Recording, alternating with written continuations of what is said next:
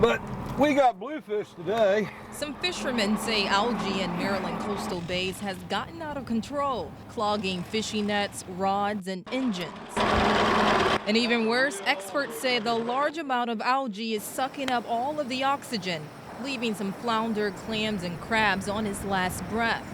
I can see where they could say the algae might be worse, but the worst thing that happened to the flounder fishing this year was water temperature. With warm weather tends to kind of fuel the problems with macroalgae.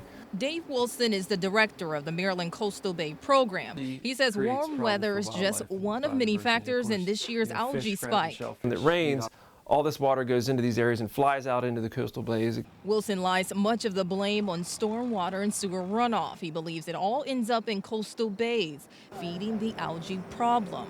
Compared to last year, experts say this year's overpopulation of algae is alarming, which some fishermen say is a big issue. Well, it can be frustrating. I mean, I do a lot of inland fishing that's like that. You're going to spend half the day just picking it off your line. Which is why Wilson says state lawmakers are pushing a stormwater utility fee. He says the money would go toward clean water projects. People call it a rain tax, but you can call it what you want. What it is a way to basically keep these nutrients from going into the systems rapidly. It's a big problem that we have. It's a sticky problem some fishermen hope to get rid of before the next fishing season.